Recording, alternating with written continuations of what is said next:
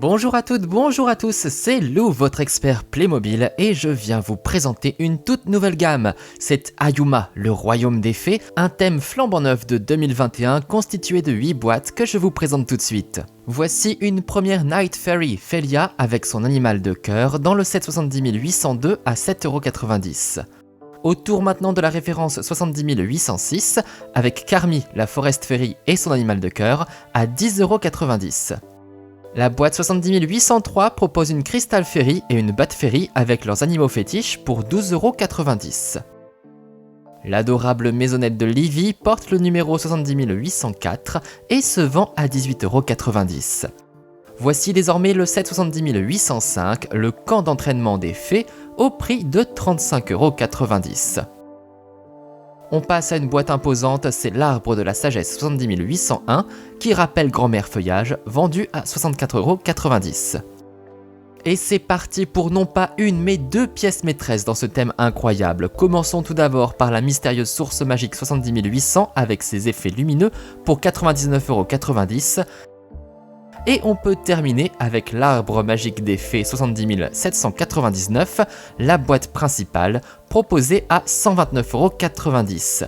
Ce qui nous fait donc un total d'environ 380€ pour toute la gamme Ayuma, soit quasi le double du prix d'une gamme classique. Il faut dire qu'en termes de contenu, il y a quand même davantage de gros sets et un peu d'électronique, donc ça joue.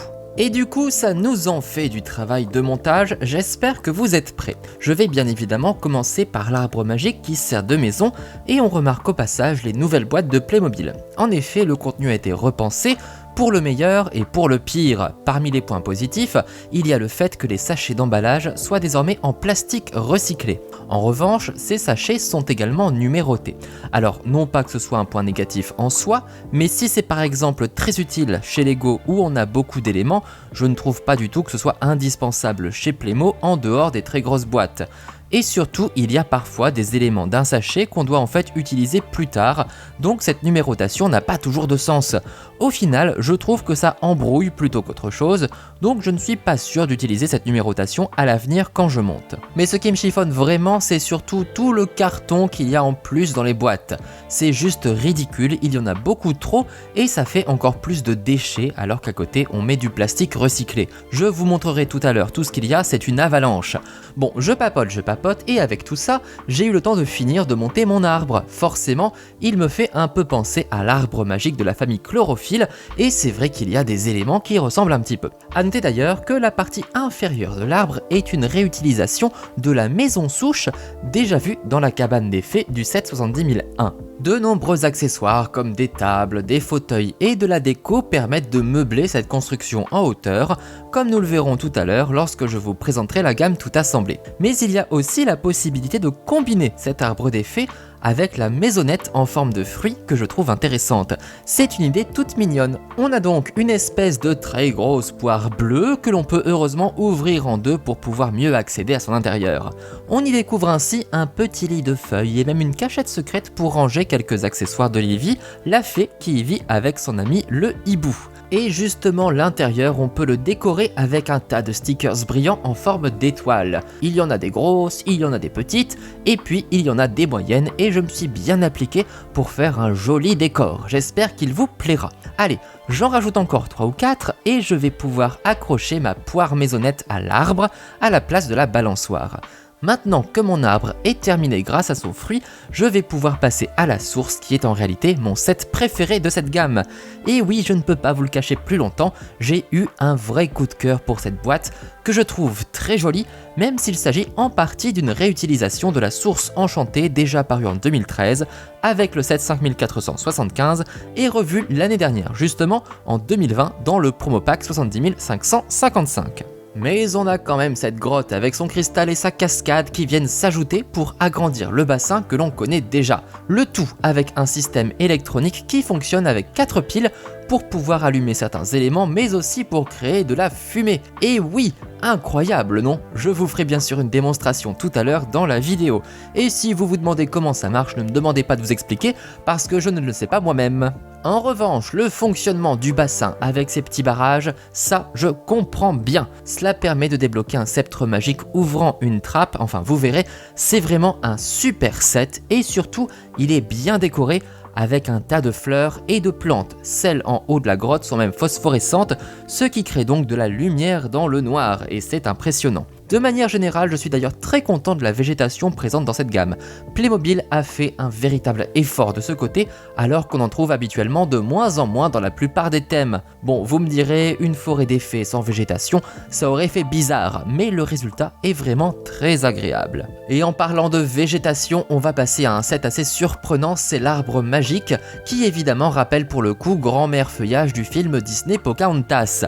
Alors pourquoi je trouve ce set surprenant? Tout simplement parce que j'ai vraiment l'impression d'avoir un design très original pour un Playmobil. Au moins, ça change vraiment de ce qu'on voit habituellement. Regardez en effet cet arbre énorme, imaginez-le qui vous fixe avec ses gros yeux et ajoutez en plus des fougères, des fleurs, des plantes, des champignons et bien évidemment toutes les branches du saule pleureur qui servent un peu de chevelure. On peut maintenant passer au camp d'entraînement indispensable pour que les fées puissent s'entraîner afin de protéger les cristaux de la source magique. Et oui, avec Ayuma, Playmobil essaie de dépoussiérer un peu l'habituelle gamme des fées en ajoutant un peu plus d'action, un peu comme cela avait été déjà fait avec les chevaliers grâce à la franchise Novelmore. On peut donc faire du tir à l'arc, de l'escalade, des potions magiques ou même utiliser un canon. Le tout dans un cadre champêtre grâce à la construction en mode cabane, le long d'un rocher et en utilisant les arbres alentours. Je suis sûr que vous aussi, derrière votre écran, vous êtes nombreux à faire des cabanes comme ça dans le jardin. Ce set a beau être bien plus petit que le grand arbre des fées et sa maison, je trouve que c'est un joli bâtiment et j'aimerais bien que Playmobil en produise davantage par la suite afin de pouvoir constituer un petit village Ayuma au fur et à mesure des vagues. Ce serait vraiment trop charmant et surtout super original d'avoir un village complet en cabane. J'imagine déjà les possibilités avec des bâtiments plus classiques comme par exemple des habitations. Les derniers sets de la gamme ajoutent surtout des personnages supplémentaires, à chaque fois avec leur animal de cœur, car chaque fée Ayuma a un ami à plumes ou à poil dont elle ne peut pas être séparée trop longtemps. Tout ça, vous pourrez l'apprendre en découvrant le dessin animé Ayuma sur la chaîne YouTube de Playmobil, car à l'image de certains thèmes comme Novelmore ou The Explorers, Playmobil compte beaucoup sur l'animation pour faire vivre les gammes. Allez, une dernière petite boîte pour ajouter la très stylée Félia et son aigle majestueux au casting, et on peut dire qu'on en a fini avec cette gamme très importante de 2021. Je fais en effet souvent la comparaison entre Ayuma et Novelmore, car comme on a pu le voir au fil des ans, Novelmore joue un rôle très important dans le catalogue et compte de nombreuses nouveautés à chaque fois. Eh bien, j'ai l'impression que Playmobil veut renouveler l'essai avec Ayuma, et je trouve d'ailleurs que les deux gammes se complètent vraiment bien, vous ne trouvez pas ? Cela peut faire à mon sens une superbe forêt enchantée à côté du château de Novelmore. Bref, avant de détailler les éléments de cette gamme, je voulais revenir rapidement sur le carton dans les boîtes. J'ai donc eu droit à tout ça comme emballage supplémentaire et je trouve que c'est complètement inutile, surtout les cartons utilisés pour présenter les personnages. Ça ne sert vraiment à rien et en plus n'est pas forcément pratique de retirer les clickies de ces cartons. Autant dire que je me passerai bien de tout ça. Bon, revenons à nos moutons, ou plutôt à nos fées. On va pouvoir découvrir tous ensemble cette forêt enchantée et l'on commence bien évidemment par l'arbre des fées, une grande construction verticale qui repose sur plusieurs niveaux. On regarde tout d'abord ce qui se passe tout en bas avec cette petite fenêtre que l'on peut aussi voir comme une porte pour que les animaux puissent rentrer dans l'arbre. À l'intérieur, ils peuvent en effet trouver un abri avec de la bonne nourriture et aussi les objets de soins classiques comme tout un tas de brosses rangées dans des paniers. On retourne dehors et on grimpe d'un étage. Juste au-dessus de la petite entrée se trouvent des plateformes en bois qui forment un passage et qui permettent d'admirer les lucarnes reprenant les symboles des 4 types de fées d'Ayuma. Les plateformes mènent à une branche où se trouve un petit observatoire qui permet de regarder ce qui se passe aux alentours. On peut d'ailleurs faire tourner le toit pour une vue à 360 degrés. Comme ça, on est sûr de ne rien laisser nous échapper. C'est un bon moyen de se préparer et de protéger la forêt contre les mauvaises intentions. Sur une autre branche se trouve une grande plateforme décorée où l'on peut s'allonger pour regarder les étoiles le soir. C'est mignon, non? On y trouve aussi de grandes fleurs où l'on peut accrocher des clickies, ce qui donne l'impression de les voir voler de fleur en fleur. Et enfin, tout en haut de notre arbre des fées, se trouve la mignonne maisonnette en pierre avec son toit de feuilles. Remarquez au passage les jolies décorations, le lierre qui grimpe contre les murs, les lampions accrochés à des branches, ainsi que ces boucliers décoratifs reprenant les symboles des 3 types de fées gentilles. De gauche à droite, les Night Fairies, fées chevalières, les Forest Fairies, fées de la forêt, et les Crystal Fairies, fées des cristaux. Regardons maintenant l'intérieur de l'arbre, car comme les bâtiments Playmobil, c'est ouvert derrière pour pouvoir jouer avec. De bas en haut, on retrouve donc l'abri des animaux avec des escaliers qui mènent à l'étage, une petite pièce étroite taillée dans le tronc où Soraya tire les cartes. Et enfin, au sommet de l'arbre, c'est donc la maisonnette où l'on trouve une cuisine et une petite table pour prendre son déjeuner. Le mobilier est volontairement rustique avec une table en bois et même des souches pour servir de chaise. C'est une super idée, j'aime beaucoup le petit poêle et on a même droit à des étagères pour ranger tous les couverts. La maisonnette cache également une petite tour qui a un secret. En effet, il est possible de retirer le toit. Vous allez me dire, mais à quoi ça sert de retirer le toit? Eh bien, il y a en dessous un bouton qui permet de l'allumer. Et la lumière fut une jolie petite lumière verte qui passe à travers les trous en forme d'étoile ou de lune. Alors évidemment, c'est très joli comme ça, mais c'est avant tout fait pour briller dans le noir. Et c'est comme ça que l'on peut apprécier le spectacle qui se projette sur le plafond. Un ciel étoilé vert apparaît alors, ce qui permet d'utiliser cette loupiote comme veilleuse pour faire de jolis rêves. Évidemment, il faut prévoir les piles en amont. Et ce n'est pas la seule chose qui brille dans le noir sur l'arbre. En effet, les boules des guirlandes sont quant à elles phosphorescentes et émettent une lueur lorsqu'il fait sombre. Revenons maintenant à l'intérieur de l'arbre et découvrons la petite cachette de Soraya. C'est un petit coin charmant avec des étagères où sont rangés des livres, des potions, ainsi qu'une photo encadrée. Soraya est en train de tirer les cartes. Que dit son tarot magique? Je ne sais pas l'interpréter, mais j'adore les symboles utilisés sur les cartes, je trouve ça trop beau. Et voilà, on a fait le tour de l'arbre magique des fées. Enfin presque, puisqu'il nous reste à découvrir la fameuse cabane de Livy dans le fruit. C'est vraiment très mignon et on peut d'ailleurs le tourner comme on le veut. Je vous laisse l'admirer comme ça sous toutes les coutures. Pour y rentrer, rien de plus simple, on déverrouille d'abord la porte en faisant glisser la serrure et on peut ensuite rentrer tranquillement à la maison. Tiens, bonjour gentil hibou, comment allez-vous? Vous êtes chou même si vous n'avez pas de genoux. Et passez le bonjour à Livy qui habite ici. Alors évidemment, il y a une façon plus pratique de voir ce qui se passe à l'intérieur de la maisonnette. Il suffit de l'ouvrir comme on couperait un fruit. Je coupe donc la poire en deux, mais au sens figuré, hein. N'allez pas me casser votre maisonnette Ayuma en la découpant. On peut alors admirer le petit intérieur décoré d'étoiles scintillantes, le lit de feuilles où piquait un roupillon bien mérité et la cachette secrète à attraper du bout du doigt pour révéler quelques accessoires, dont une brosse, de très beaux livres et une plume pour écrire. On peut y cacher ce qu'on veut pour peu que ce ne soit pas trop gros et que ça puisse se glisser en dessous, comme vos petits mots secrets si vous voulez. Seul tout petit souci, c'est qu'il n'est possible d'accrocher le fruit qu'à un seul endroit sur l'arbre et c'est justement là où se trouve la balançoire. Or, il n'y a normalement pas d'autre place pour mettre la balançoire. Oups, pardon Elvie pour la chute, ce n'était pas volontaire. Allez, je te raccroche et tu vas pouvoir refaire de la balançoire comme tu aimes. Bon, c'est un peu dommage de ne pas avoir prévu un autre endroit au cas où, comme par exemple sous l'observatoire. Il y aurait largement eu la possibilité. Tant pis, c'est dommage parce qu'elle est très mignonne cette grande balançoire issue de la forêt des fées 9132 sortie en 2017 et dont vous pouvez découvrir la gamme entière en vidéo sur ma chaîne. Mais attendez, parce que moi je suis malin et je vais vous donner une petite astuce. Vous pouvez tout simplement accrocher votre balançoire à une des guirlandes qui décorent l'arbre. D'accord, Elvie ne va plus vraiment se balancer, mais c'est un bon moyen d'utiliser quand même cet élément quand on a accroché le fruit. D'un arbre à l'autre, on va maintenant s'intéresser à l'arbre de la sagesse, alias grand-père feuillage. Oui, j'ai décidé de l'appeler comme ça. Forcément, avec sa bouille comme ça, on y pense, hein. Regardez comme il est tout beau avec tout ce feuillage. Au sommet se trouvent deux branches qui cachent un trou et l'on peut écarter ces branchages pour pouvoir y faire glisser un dé à 12 faces. Et ensuite, il faut attraper l'une des branches de grand-père feuillage et la tourner, ce qui réveille Papy et lui permet de recracher le dé que l'on vient de faire rentrer par le sommet. C'est une façon comme une autre de faire tourner le dé pour obtenir une prédiction de l'arbre de la sagesse. Alors, avec 12 faces, ce dé est donc un dodécaèdre. C'est cadeau, je vous ai appris un mot. Il y a plein de faces différentes, dont une tête de Playmobil, un éclair, un cœur, un sablier, bref, on y voit un peu ce qu'on veut, mais c'est dommage qu'il n'y ait pas une sorte de jeu fourni avec le set pour donner plus de sens à ce dé. Tant pis. Et c'est donc cette fameuse branche qui permet de réveiller l'arbre. On peut faire apparaître ainsi ses beaux yeux verts. Je le trouve marrant avec ses sourcils en feuilles, pas vous? Seul souci, il ferme les yeux si on lâche. Mais vous pouvez toujours compter sur moi pour vous donner des astuces. Tout d'abord, munissez-vous de la liane que Grand-Père Feuillage a au coin d'une de ses branches. Il vous suffit ensuite d'attacher une extrémité de cette fameuse liane à la branche qui active le mécanisme des yeux, comme ceci, puis de maintenir en place la liane en utilisant une autre branche à l'arrière de l'arbre de la sagesse. Et voilà, comme ça, vous pouvez avoir l'arbre réveillé sans avoir besoin de tenir la branche. Je suis sûr que cette petite astuce vous sera bien utile. Un gentil petit dragon rigolo vit près de Grand-Père Feuillage. Il a des couleurs très originales. Malgré tout, j'aurais préféré un gros dragon sympathique, mais il est mignon ce dragonnet. Vous pouvez également incliner sa tête de haut en bas, tourner ses ailes colorées dans un sens et dans l'autre, et bien sûr bouger ses pattes. Bon, ça reste sympa, mais je trouve que ça n'en fait pas une figurine marquante. Et sinon, je ne vous ai pas montré le petit secret de Grand-Père Feuillage. À l'arrière se trouve une cachette secrète.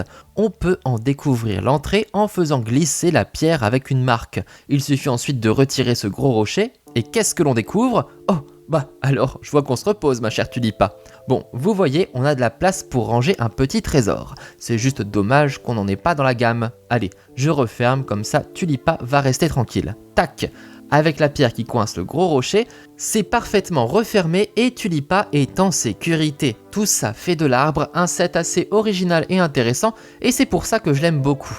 Passons maintenant à la suite avec le camp d'entraînement. Comme je vous l'expliquais plus tôt, avec Ayuma, il y a de l'action. Et ce camp, c'est idéal pour ça. On a 2 niveaux pour différentes activités. En bas, on a une petite salle avec un tableau noir pour faire des cours, ou bien pour imaginer des plans d'action. On retrouve le fameux tableau noir Playmobil que l'on connaît bien et sur lequel on peut écrire avec le crayon blanc fourni dans le set. Bon, il ne faut pas hésiter à bien appuyer, sinon on ne voit pas grand chose. Un petit coup d'éponge humide ensuite et on peut recommencer. À l'étage, on est convié à un bon petit repas à l'ombre des arbres. La table est dressée, on a même préparé de délicieuses tartines. Juste à côté, le traditionnel coffre au trésor de chez Playmobil qu'on ouvre en glissant la serrure et qui renferme de quoi partir à l'aventure. Une boussole, une lunette, une dague et une carte. Avec ça, on est prêt à explorer la forêt enchantée. Et derrière le camp, on peut même s'entraîner à l'escalade. Alors, on va prendre 2 secondes pour réfléchir. Des fées qui font de l'escalade. Des fées qui ont des ailes pour voler, qui font de l'escalade. C'est quoi cette mascarade? Enfin bref, juste à côté, pour entrer dans le camp, on a cette magnifique porte faite en feuilles, que je décide donc d'appeler portefeuille, et je vous en parle juste pour le jeu de mots, mais elle s'ouvre et se ferme vraiment. Allez, on va maintenant passer à l'entraînement des armes de jet. On peut commencer par le tir à l'arc, en compagnie de Tulipa, qui s'est réveillée de sa sieste. On retrouve les petites flèches Playmobil dans un nouveau coloris translucide, et on peut les ficher dans la cible, comme si on s'entraînait vraiment. C'est le genre de petit détail idéal pour recréer une scène réaliste. L'autre équipement bien plus redoutable, c'est cette rangée de canons qu'on avait justement découvert dans un set Novelmore en 2019. Elle est en effet apparue dans le set 70228 avec le bouffon Kaboom. On peut l'incliner de haut en bas et la recharger avant de tirer en appuyant sur le petit bouton noir au dos du canon. Et c'est là où on peut vraiment s'entraîner nous-mêmes. On a même des cibles faites en liane accrochées un peu partout autour du camp. Après, il s'agit de bien viser, choisir le bon angle, se concentrer et faire feu. Bon, je ne vous cache pas que c'est plus facile à dire qu'à faire, car les cibles ne sont pas forcément très grandes. Allez, une cible réussie sur 3, on va dire que c'est pas trop mal, non? Est-ce que vous pensez pouvoir faire mieux? À vous de jouer. Et après l'effort, le réconfort, on se fait un petit repas autour du chaudron? Bon, c'est pour préparer des potions magiques normalement, mais après tout, ça fait pas de mal. Je vous propose maintenant de jeter un coup d'œil à mon coup de cœur, la source magique, absolument magnifique, et très grande aussi, Vous voyez, cela fait un bien beau décor pour des aventures incroyables. Commençons par le commencement, c'est tout de suite mieux quand on met de l'eau dans le bassin prévu à cet effet. Attention à ne pas trop en mettre, il ne faut pas dépasser le niveau du barrage. Après, il n'y a plus qu'à utiliser cette très belle roue fabriquée avec d'énormes fleurs pour pouvoir faire couler l'eau dans la rigole, mais avant, nous allons appuyer sur le bouton caché dans la grotte, ce qui illumine le cristal. Il brille désormais d'une apaisante lueur verte. imaginons cela de nuit, c'est plutôt enchanteur, non ? Moi, ça me relaxe de voir ça. Et ce n'est pas tout, la cascade est elle aussi illuminée comme si elle brillait d'un éclat magique. Cela crée une atmosphère enchanteresse, j'aime vraiment beaucoup. Maintenant, on peut tourner notre roue pour récolter l'eau du bassin et la faire ruisseler dans la rigole. Et comme vous le remarquez, elle s'écoule des deux côtés, dans un puits dont je vous parlerai juste après, mais aussi sur la cascade en elle-même où se trouve un capteur. Et cela permet de créer des petits nuages de fumée. Bon, ils sont vraiment discrets et déjà qu'on ne le voit pas beaucoup en vrai, autant dire qu'on ne voit quasiment rien à la caméra. C'est un peu dommage que l'effet ne soit pas plus impressionnant. Je reviens maintenant à mon puits. La première chose à savoir, c'est qu'il faut être patient pour le remplir. Si jamais vous le remplissez jusqu'en haut, l'excédent va naturellement revenir de lui-même dans le bassin. Mais vous pouvez également retirer le barrage pour que l'eau du puits s'écoule sous le jardin de fleurs. Et c'est même l'objectif, car petit à petit, plus l'eau s'écoule et plus les fleurs vont s'élever comme si elles poussaient. Je vous le montre en accéléré car cela prend un peu de temps, mais je trouve ça tellement bien malgré la simplicité de l'idée. Et surtout cela permet de débloquer le rocher pour accéder au trésor, sinon il est bel et bien fermé. Pour l'ouvrir, il faut d'abord récupérer le sceptre magique qu'il faut ensuite enfoncer jusqu'au fond de la serrure. Après, il est possible de faire pivoter le rocher où sont dessinés des glyphes. Et voilà, à nous le trésor. C'est ici, à la source enchantée, que l'on trouve les cristaux sur lesquels les Crystal Fairies veillent. Et on peut donc les cacher ici pour les protéger. Pour faire redescendre les fleurs, il suffit de retirer l'autre petit barrage pour laisser l'eau revenir dans le bassin. Et voilà, l'eau s'échappe, permettant aux fleurs et au sceptre magique de retourner dans le sol. Et il est désormais impossible de sortir le sceptre magique qui ne dépasse plus de la pierre. Comme cela, le trésor est bien protégé sous le rocher scellé. Derrière la source, on pourrait se dire qu'il n'y a rien, mais en fait, il y a une partie de la caverne que l'on peut ouvrir comme une cachette secrète, ce qui nous permet d'accéder au cristal. Bon, c'est dommage qu'il ne soit pas recouvert de ce côté, ça fait un peu cheap du coup. Dans cette caverne, il y a également un petit toboggan d'où on peut faire glisser les morceaux de cristaux qu'on a chapardés. Ça glisse tellement vite qu'on a à peine le temps de les voir sortir. Pas de panique, une fée peut se placer devant la sortie en bas pour les récupérer et pourquoi pas les cacher dans la petite grotte sur le côté de la source. Ça fait aussi un abri s'il fait un mauvais temps. J'en profite pour faire un point sur la végétation de la source car il y a vraiment plein de fleurs, plein de plantes qui viennent apporter de la décoration végétale, même un très bel arbre à cristaux aux couleurs incroyables, tout comme ces petites fleurs de cristal. La plante au sommet de la grotte a même des branches phosphorescentes du plus bel effet quand on est dans le noir, tout comme les branches de l'arbre de la sagesse, mais c'était trop difficile à prendre en image à la caméra. Tout de même, un grand bravo à Playmobil pour avoir mis autant de végétation dans l'ensemble des boîtes de la gamme. Jusque dans les plus petits détails, cela apporte beaucoup de vie et de fraîcheur au décor. Ça me donne même envie d'aller à la cueillette aux champignons mignons. Allez, évoquons maintenant le casting de cette gamme Ayuma avec pas moins de 14 figurines différentes. Un choix très éclectique avec tout de même une grande dominante de vert côté couleur parce que bon, on est dans une forêt et on reste très nature, mais les styles sont vraiment très élaborés comme vous allez le voir. Déjà, on remarque que la morphologie des fées n'est pas celle des clickies habituelles, mais reprend en réalité celle des figurines Spirit avec une taille plus fine et sans hanches. Et à l'image des figurines du thème Spirit ou de certaines autres gammes comme les top modèles ou le magasin de mode, le visage est aussi plus travaillé avec des yeux et des lèvres entièrement dessinés. Cela change beaucoup, cela peut déstabiliser, mais personnellement je ne suis pas contre tant que ça reste cantonné à certaines collections précises. Pas de ça dans ma maison moderne. Les détails sont vraiment bien travaillés avec des plantes dessinées par ici ou encore des cristaux par là, avec même des effets de texture et différents styles de maquillage. Chapeau. On va faire le tour des différents types de fées et on commence avec les Forest Fairies, les fées de la forêt que l'on reconnaît avec leurs ailes en forme de feuilles. Elles ont le pouvoir de soigner les animaux de la forêt et les plantes. Elles sont au nombre de 4. Il y a tout d'abord Carmi, dont l'animal de cœur est un magnifique daim au bois fleuri. Voici ensuite Léoti, un des rares garçons, accompagné de son lynx bleu. Oui, les animaux de cœur sont souvent spectaculaires. Vient ensuite Tulipa et son drôle de petit renard aux oreilles en forme de feuille. Puis Livy et son hibou, que nous avons déjà rencontrés. Vous avez dû remarquer que chaque fée partage des éléments de design avec son animal de cœur. Cela peut être une couleur, un dessin ou une texture, et c'est un rappel vraiment bien pensé. Nos fées suivantes sont les Night Fairies, les 4 fées chevalières qui défendent la forêt des intrus en utilisant leurs arcs et leurs flèches magiques. Cette arme est d'ailleurs leur symbole, et les feuilles de leurs ailes sont d'ailleurs pointues. Elles ressemblent d'ailleurs drôlement à des plumes. Voici tout d'abord Soraya avec sa super coupe de cheveux et ses cornes que l'on retrouve chez son animal de cœur, le loup cornu. La valeureuse Josie a elle aussi des cornes mais de formes différentes, tout comme son énorme ours de compagnie. Il a carrément une tenue qui permet d'ailleurs à Josie de le chevaucher pour mieux défendre la forêt. Ils peuvent ainsi explorer les environs à toute vitesse d'ours pendant que Josie combat avec sa fronde. Marten a une passion pour les plumes et c'est bien normal, son animal de cœur est une magnifique buse bleue. Et enfin Félia qui arbore elle aussi fièrement ses plumes, tout comme son superbe pigargue aux ailes de bleu, de vert et d'or. Nos 4 Crystal Fairies protègent le mystérieux cristal de la source enchantée grâce à leur bouclier magique. Ces fées des cristaux ont bien évidemment des ailes en cristal.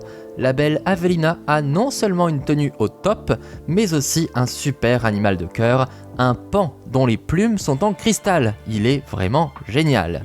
Rorik a une sorte de couronne en cristal sur sa tête, donc il doit jouer un rôle important. Son animal de cœur est la libellule. La pétillante Elvie aime le rose, tout comme son animal fétiche, le papillon géant. Et enfin, Melfi a la chance d'avoir une licorne volante comme compagnon.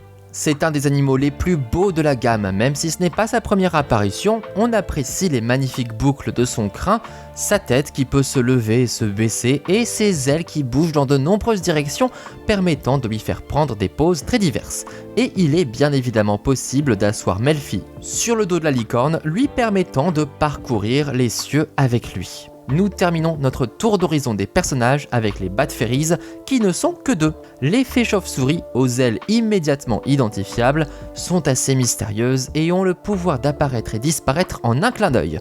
On raconte qu'elles sont à la recherche des cristaux pour une raison inconnue. L'intrigante Lamia a pour animal de cœur une salamandre noire du plus bel effet. Mais la vraie star, c'est Noxana, tellement stylée, et surtout accompagnée d'un immense serpent noir et rose foncé que j'adore.